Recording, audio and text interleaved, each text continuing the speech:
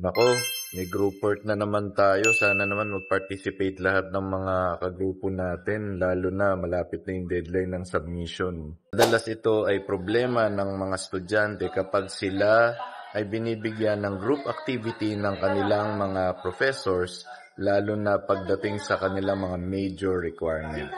Isa sa mga dahilan kung bakit tayo binibigyan ng mga group activities ng ating mga teachers ay dahil siyempre gusto nila na ma-develop ang ating collaborative abilities, lalo na pagdating sa trabaho.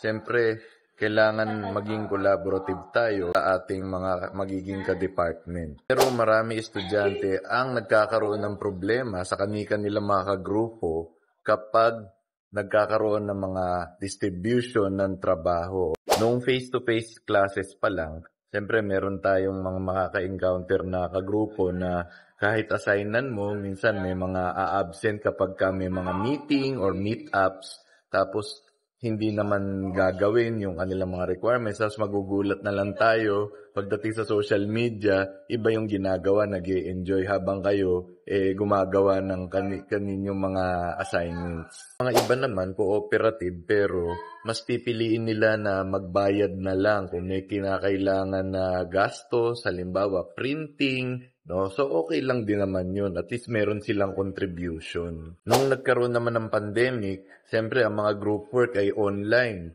Ang madalas na concern ng ilan sa kanilang mga kagrupo ay nawawalan ng wifi connection kaya hindi makapag-participate sa kanilang mga online meetings. So talagang medyo concern nga naman talaga yun. Iba-iba rin kasi ang grading criteria ng ating mga faculty pagdating sa mga group activities. Merong faculty na all for one, no? One for all.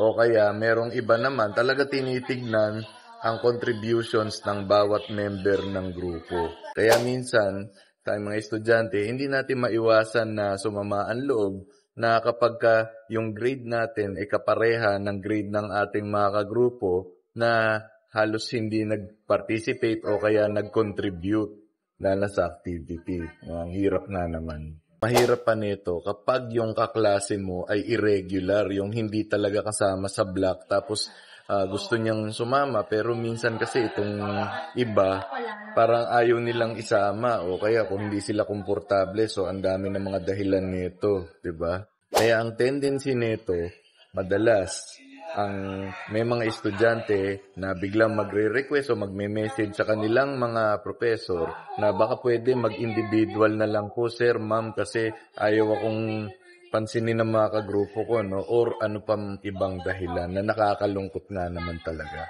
Pero tandaan po natin, ang dahilan talaga na bakit nagkakaroon tayo ng mga group activities ay tinuturuan tayo o tinitrain tayo na magkaroon ng ating collaborative skills at kasama na rin ang ating leadership skills. Kasi siyempre kung may potensyal na mag-mobilize ng kagrupo, siyempre sila yung may tendency na magbuo ng kanilang output. So napakahalaga nito. Kaya tandaan po natin na pag tayo ay binigyan ng group activities, gandahan po natin at paghusayan po ito. Yun lamang po. Maraming salamat.